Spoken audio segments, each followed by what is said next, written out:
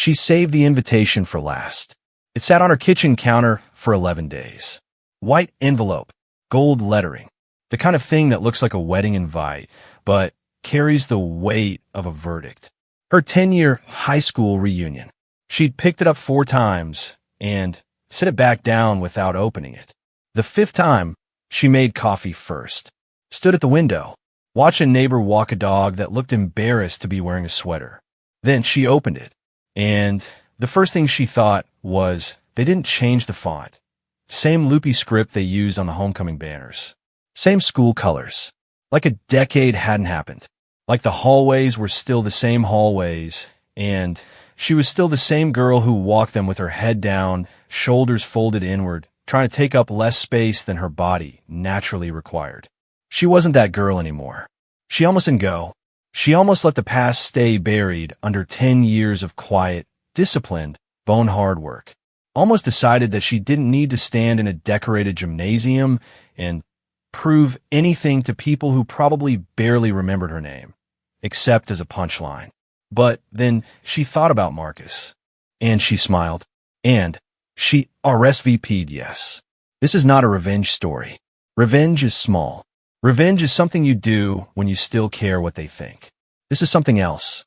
This is a story about a girl who was cracked open by cruelty, rebuilt herself from the splinters, and showed up 10 years later.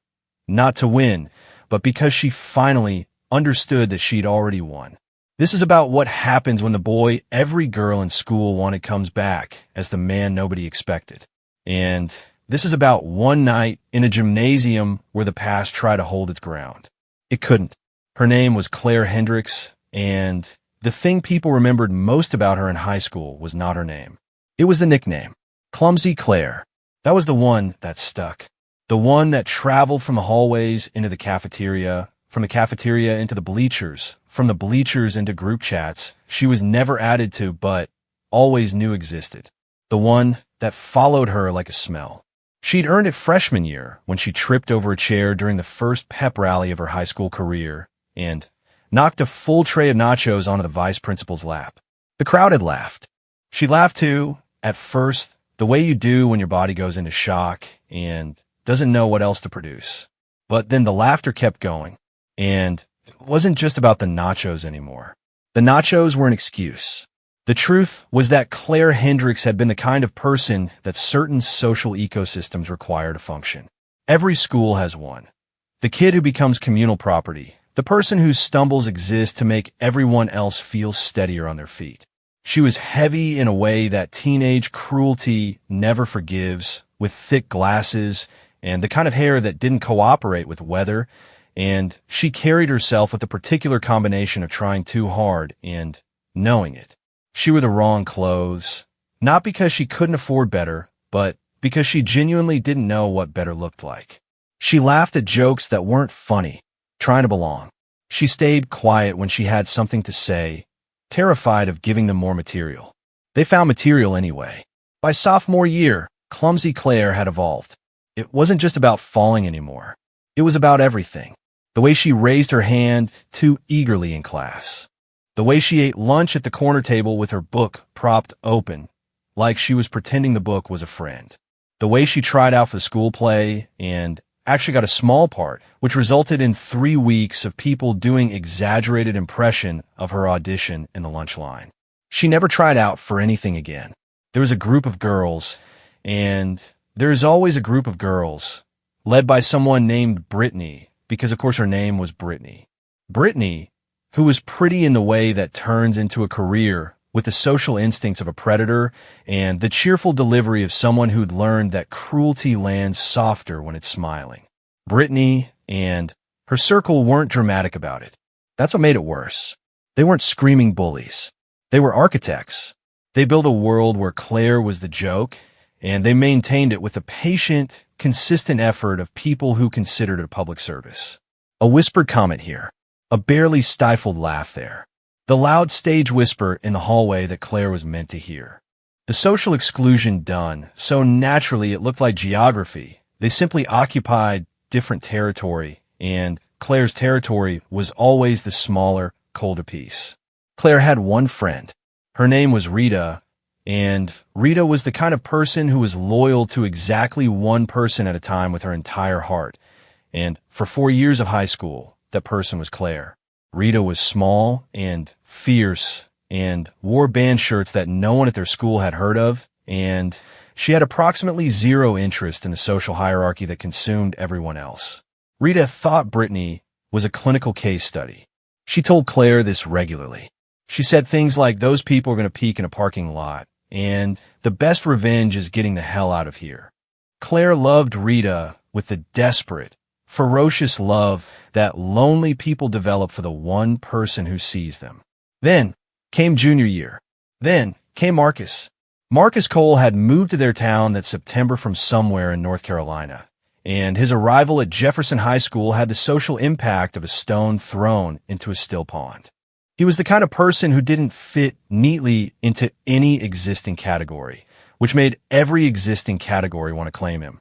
He played football, but he also read books. He was quiet but not shy. He was in Brittany's taxonomy completely and immediately desirable. And so he was also almost instantly Brittany's.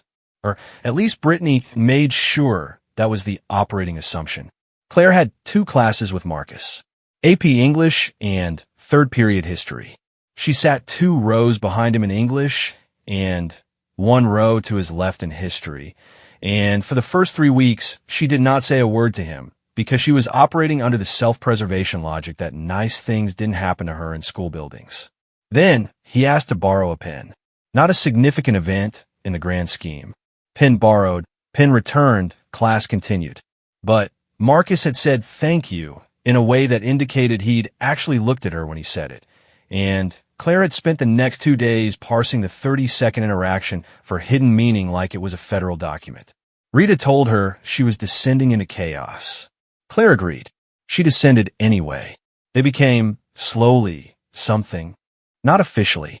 Nothing that would ever be called official, because Marcus moved through the social landscape of Jefferson High with the ease of someone who had no idea how the rules worked, or didn't care, which amounted to the same thing. He talked to Claire in class. He found her at her corner table sometimes and sat down. He borrowed pens with suspicious frequency. He laughed at things she said, genuine laughter, the kind that showed up in his eyes before it reached his mouth. Claire, who had spent 3 years invisible, was being seen. It was terrifying. It was extraordinary. She handled it with approximately the grace of a baby deer on a frozen lake, which is to say she handled it by not handling it at all and simply letting it happen. Brittany noticed. Brittany noticed the way a hawk notices a mouse moving in tall grass. Not with alarm, but with a calm, professional interest that preceded action. What followed was not dramatic. It was precise. A campaign conducted over 3 weeks in which Brittany made sure that Marcus understood, through the social signaling that everyone in that building spoke fluently, that being associated with Claire was a social liability. That sitting at her table was a statement. That laughing at her jokes was charity, and charity was fine, but it wasn't the same as actually choosing someone. The messages were never sent to Marcus directly. They didn't have to be. They moved through the ecosystem like weather. And then Marcus stopped coming to the corner table. He didn't say anything. There was no confrontation, no explanation, no scene. He was simply there, and then he wasn't. Their interactions in class became normal, polite, brief, unremarkable. The pen borrowing stopped. The laughter stopped. He drifted, not unkindly, just away, and Claire sat at her corner table and opened her book and understood, with the cold clarity of a person receiving a diagnosis they already suspected, that she had been foolish to think anything different was possible. The week after Marcus pulled back, Brittany and her circle found new gear. It stopped being ambient. It became targeted. An Instagram account appeared. Anonymous, of course, because cowardice has always understood the value of a mask, that posted edited photos of Claire with captions. The photos were sourced from the school's public social media. The captions were creative. The account had 43 followers by the end of the first day, which was small enough that no adult noticed, but large enough that every person Claire walked past in the hallway had seen it. She found out through Rita, who showed her with shaking hands and said, "We're reporting this immediately."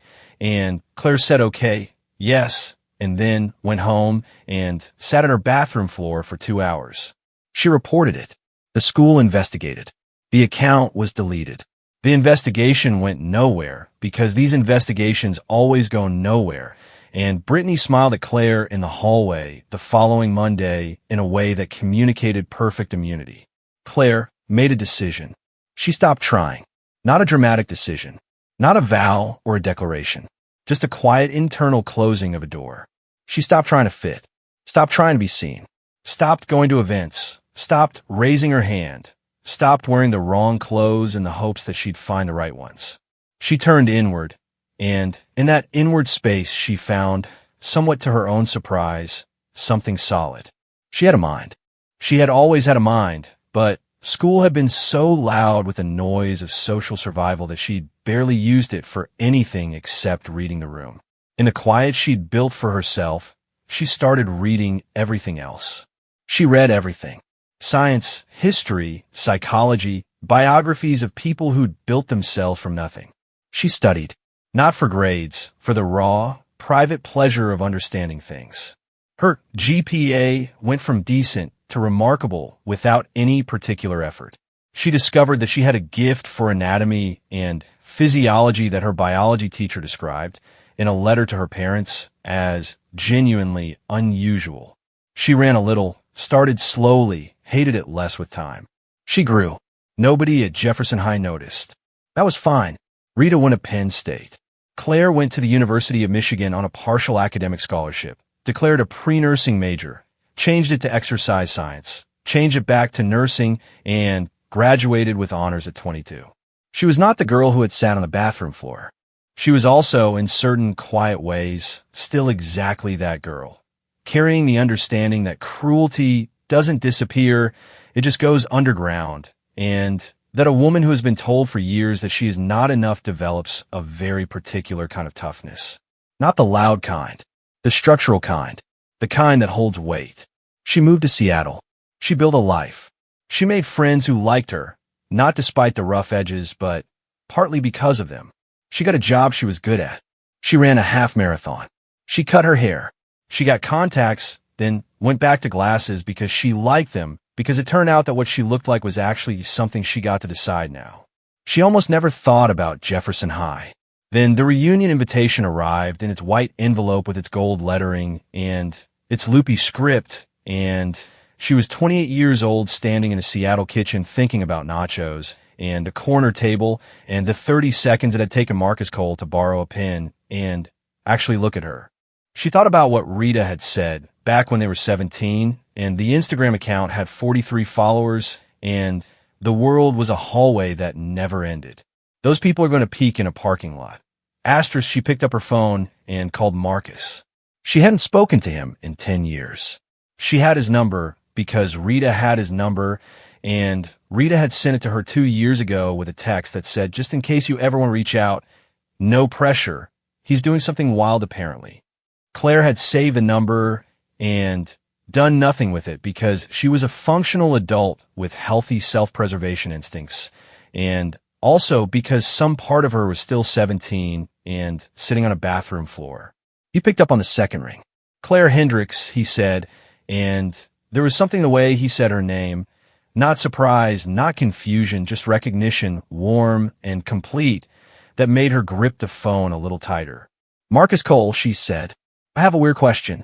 She heard him exhale, the way people do when they're about to say yes to something before they know what it is.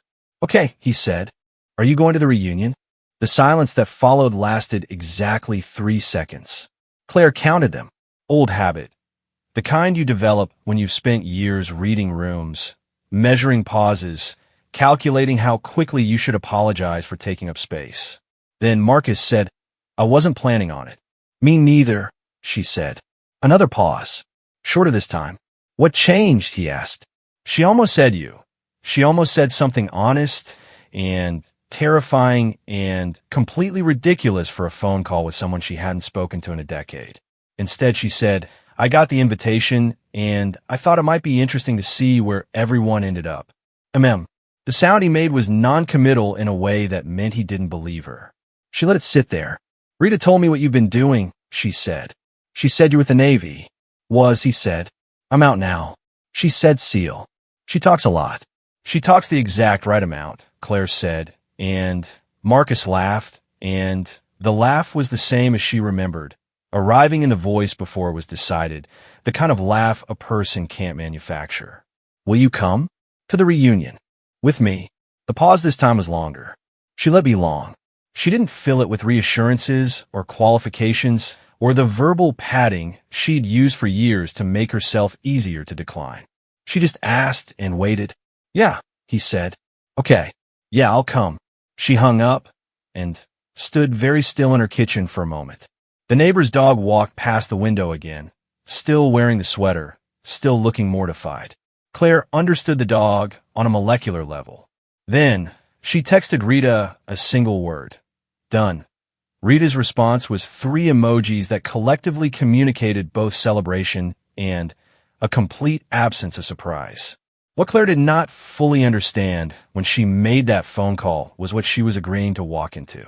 She understood the social dynamics. She'd had 10 years to think about them, to map them in the calm, forensic way that distance allows. She understood that Brittany would be there, because women like Brittany never miss a reunion. The reunion is a measuring event, and Brittany had been measuring her entire adult life. She understood that people would have opinions about how Claire had turned out, and would spend the evening calibrating those opinions against their memories. She understood that high school reunions are fundamentally about confirming what people already believe, and that those who were at the top believe they remain there, and those who were at the bottom believe the same thing about themselves. What she had not fully reckoned with was Marcus. She'd stored him in a clean, sealed compartment in her memory. The boy who borrowed pens. The boy who laughed at her jokes. The boy who drifted away. She'd processed the hurt of it years ago, or thought she had, filed it under things that happened to 17-year-old girls who mistake kindness for something more. She'd forgiven him in the abstract, distanced way you forgive people you never have to face. She'd done all the work. Then, he sent a photo the week before the reunion. Just a selfie. Nothing calculated about it. Standing outside somewhere, civilian clothes, a jacket, the kind of easy physical self-possession that he'd had at 17, but which had acquired a decade of weight and stillness behind it. He looked like someone who had been places. Not the dramatic kind of places that people announce, but the quiet interior kind of places that leave marks. The caption said, Asterisk got a haircut. Is this appropriate for a high school reunion? Asterisk Claire looked at the photo for approximately 4 seconds longer than was strictly necessary for evaluating haircut appropriateness. You look fine, asterisk, she typed. Rita, who Claire had made the mistake of showing the photo, said, oh my God, in a text message, and then called her immediately and said, you have to lead with that information when you tell stories. There's no story, Claire said. There is absolutely a story, Rita said. There's been a story since junior year. You just refuse to be in it. They drove to the reunion together. Marcus had driven 12 hours from North Carolina, which was a thing he did without making it seem like it meant anything, the way certain people absorb distances as though geography is a minor administrative matter. He arrived at Claire's childhood home. She was back in Michigan for the week, staying with her parents, at 7:15 on a Friday evening, driving a truck that looked like it had been through things and survived. Her mother opened the door before Claire could get there. This was, Claire would later reflect, both entirely predictable and, somehow, still catastrophic. Her mother was a warm, well-meaning woman who had spent 10 years watching her daughter be chipped at by a school system that didn't protect her, and who had consequently developed the emotional investment of a film producer toward any development that seemed like a positive third-act turn.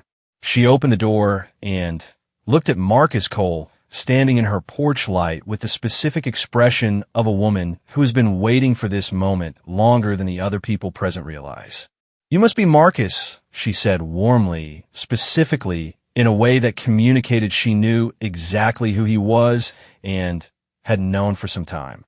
Marcus said, yes, ma'am, in the soft North Carolina way he had of saying it.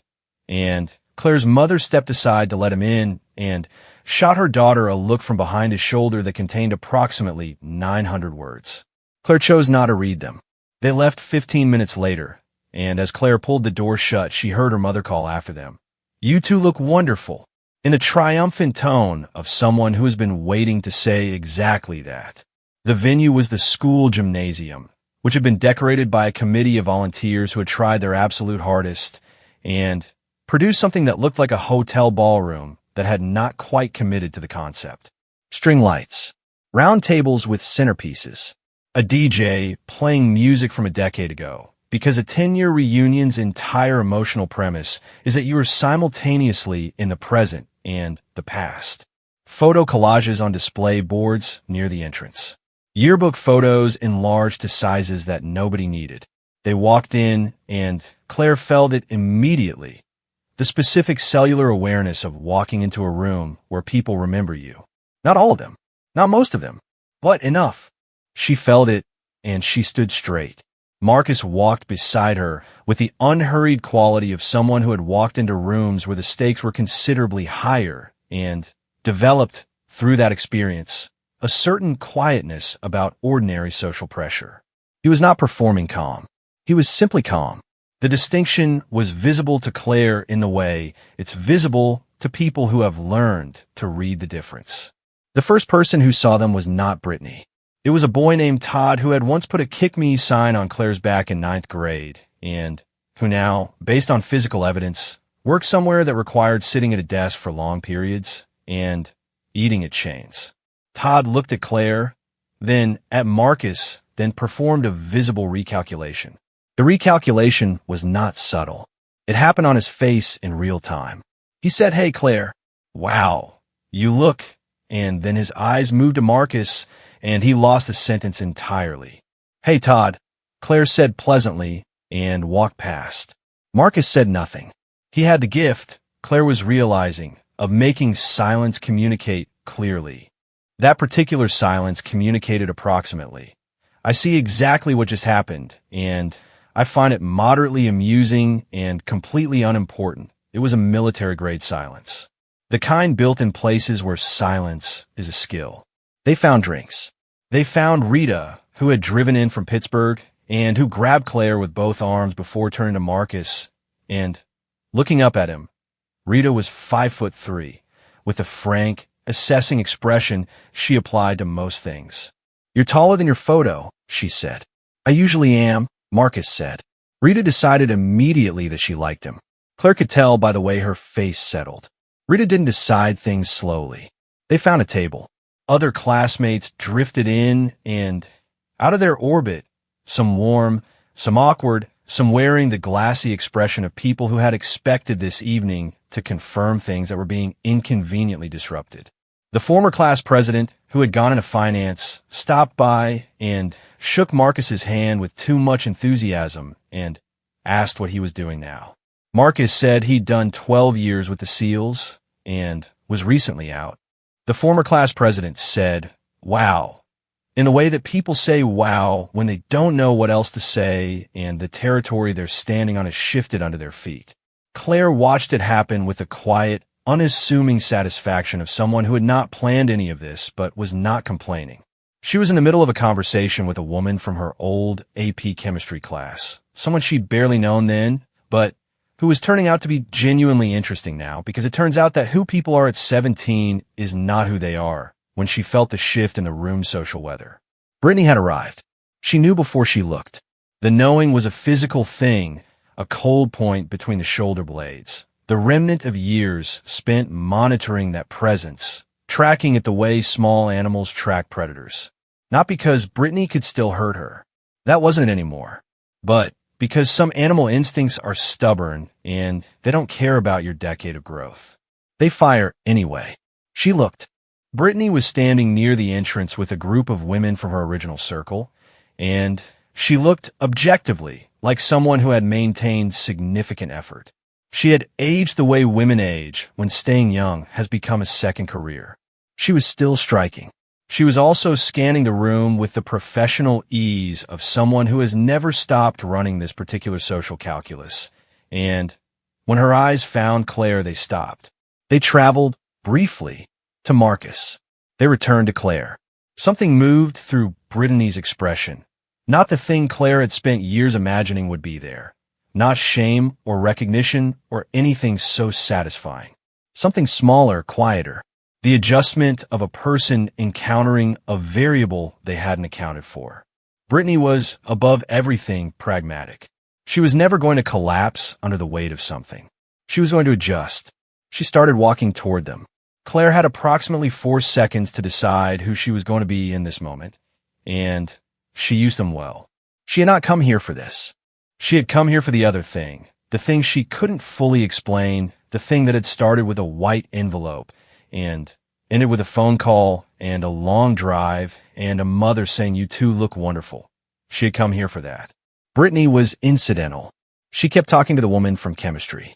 Brittany arrived in their orbit, deployed a smile that cost nothing, said something social and empty, and watched to see how Claire would receive it. Claire received it with the cheerful, impenetrable pleasantness of a person who has moved past the thing that is being offered to her and no longer needs it. Brittany said, "You look great, Claire." "Thank you," Claire said. "So do you." A beat.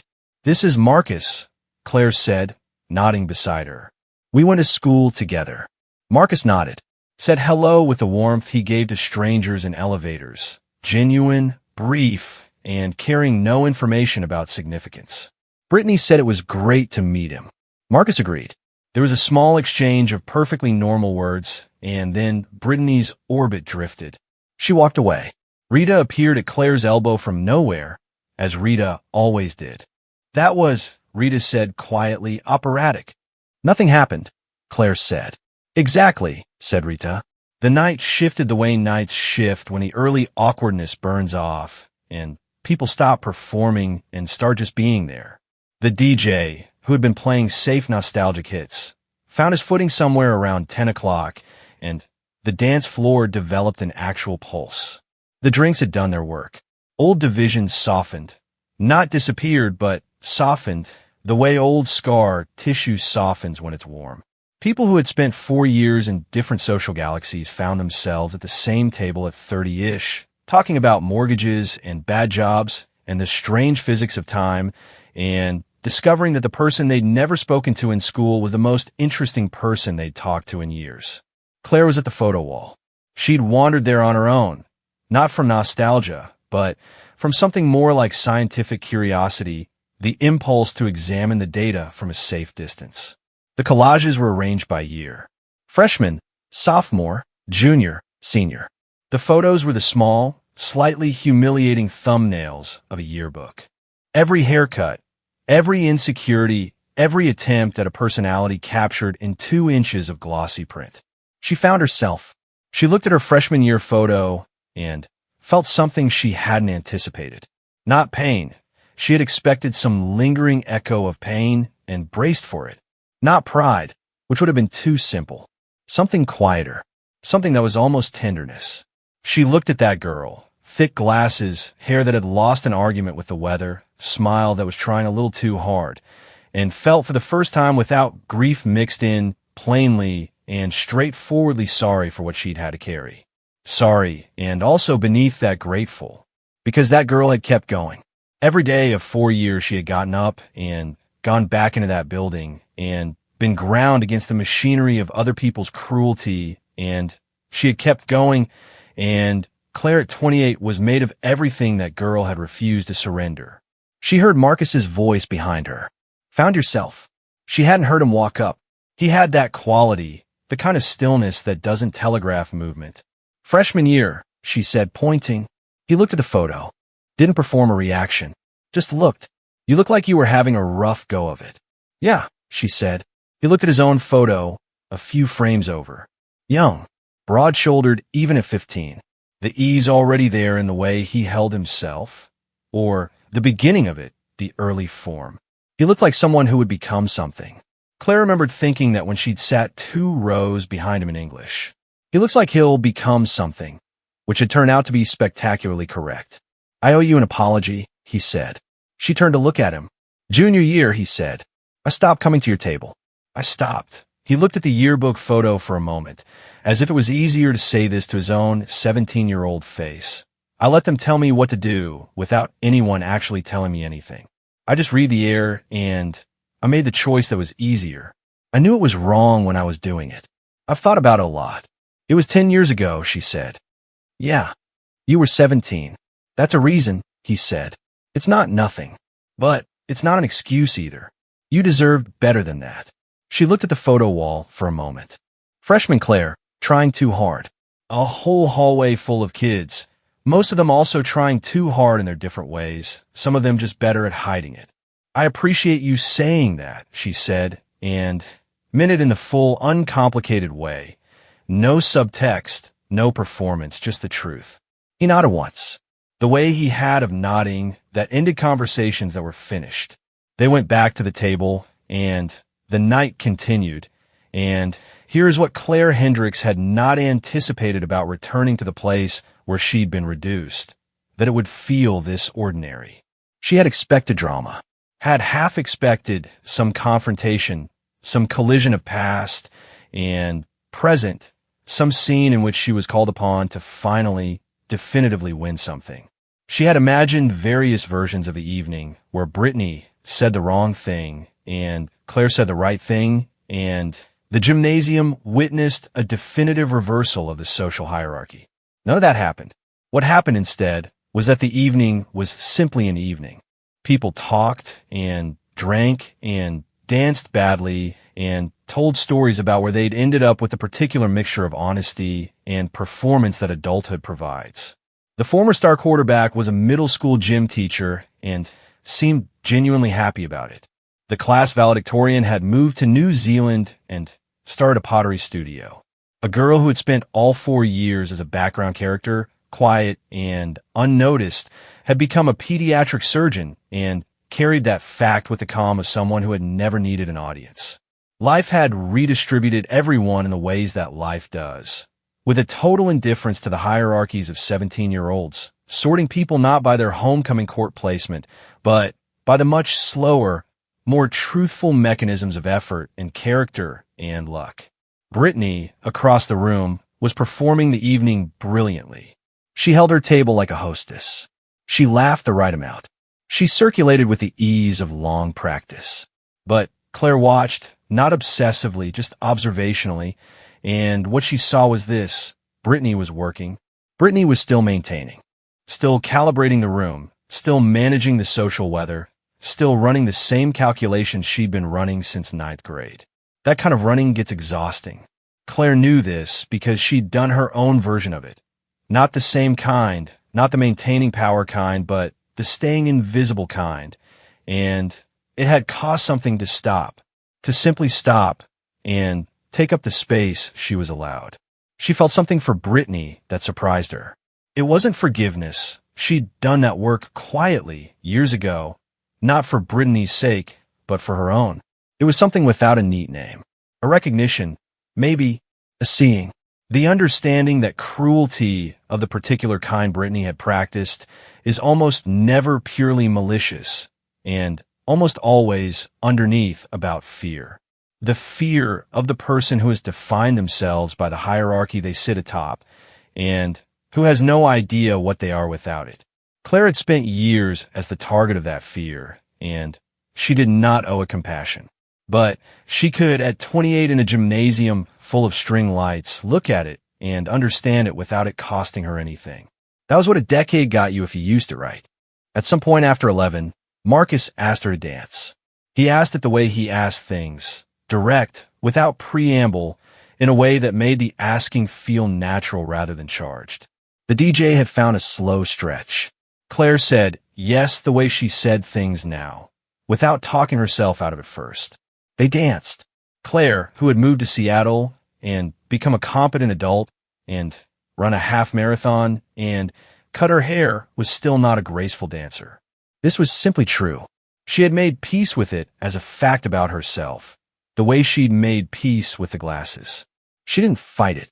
Marcus was a decent dancer, which was unfair, but consistent with the rest of his existence. "What are you doing next?" he asked. Not the reunion small talk version of the question. The actual one. Going back to Seattle, she said. My job. My life. Good life. Yeah, she said, and was pleased by how straightforwardly true it was. Actually good. Not perform good. The real kind. Yeah, he said. I know the difference. She believed him. She believed him the way you believe people who've been somewhere that strips the performance out of you. 12 years with the SEALs was not a career that let you carry anything that wasn't real. The weight discipline required was too serious for decorative emotion. What about you? She said. Figuring it out, he said. That's an honest answer. Coming out it takes adjusting. Everything you've been running at for years, and then you stop, and you have to figure out who you are in stillness. He paused. I'm not bad at it, but I'm new to it. You should come to Seattle, she said. We have very good coffee and an extremely confusing transit system. He looked at her. I'm serious, she said. Not. She paused, found the right word, not a declaration. Just. You should come. See the city. We could get coffee. I could show you the transit system. And be confused, he said. That's most of the experience, yes. He was quiet for a moment. Not the calculation kind of quiet. The considering kind. Yeah, he said. I think I'll take you up on that. They left together around midnight. The gymnasium was winding down. The DJ playing final songs, people gathering coats, exchanging numbers with the warm imprecision of people who will stay in looser touch than they intend. The photo wall near the entrance had developed small gaps where people had peeled off their own photos, souvenirs of the evening. Claire's freshman photo was still there. She looked at it once more as they passed. The girl with the wrong hair and the trying too hard smile. For years of navigating a building that had no interest in her survival. The corner table. The pens rolling. The Instagram account with 43 followers. The bathroom floor. She left the photo on the wall. She didn't need it anymore. She wasn't carrying it. She didn't need to take it down or confront it or declare herself free of it.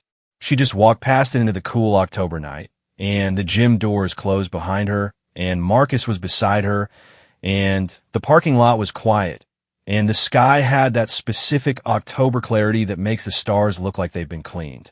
She stopped walking for a moment, tilted her head back. What are you doing? Marcus asked. Stars, she said.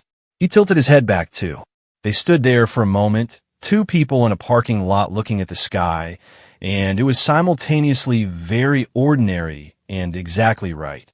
Then Rita materialized from the direction of the parking lot, because Rita always materialized and said, Are you two staring at the sky in a parking lot right now? Yes, Claire said. That is profoundly on brand for this evening, Rita said.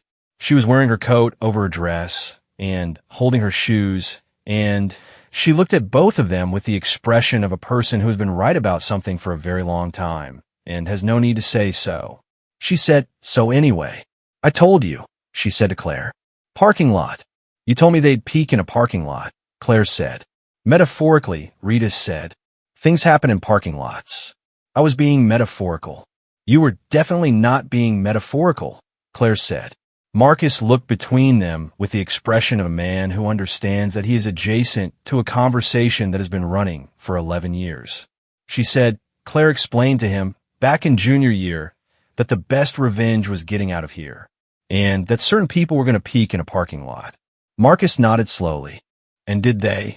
Claire thought about Brittany, still maintaining, still running the calculations, still measuring a room that had already moved on without her. Some of them, she said. Yeah. She looked at the gym. Lights still on inside. The muffled sound of the last song. 10 years distilled into a Friday night in a decorated gymnasium, and at the end of it she was standing in a parking lot under October stars with the people she'd chosen to be there with. And nothing had been resolved dramatically, and nothing needed to be, because the resolution had happened years ago in a Seattle apartment when she'd woken up one morning and realized she was living an actual life, and it was hers, and she hadn't traded anything real to have it. The mocking had not made her smaller. It had made her extremely specific about what she was willing to carry and what she was willing to put down. That was not nothing. That was, in fact, everything. She texted Marcus the following Tuesday, a photo of the Seattle waterfront in the morning with a light doing what Seattle light does in October, which is to arrive silver and clean and make the water look like hammered metal. No option. Just a photo. He replied 4 minutes later. Save me a coffee. She put her phone in her pocket and went to work, and the day was ordinary and good and entirely her own, and she did not think about the gymnasium or the photo wall or the girl with the wrong hair. She thought about it only once, briefly, getting coffee on her break, the way that girl had kept going. Every single morning. Back into that building. Back down those hallways. She had wanted to tell her something, standing at the photo wall. She knew what she would have said. You're going to be fine. Better than fine. You're going to be someone who chose herself, and that's going to take a while and cost something real, and on the other side of it, there's a life that is genuinely yours. Asterisk, keep going. Asterisk, just keep going. Asterisk.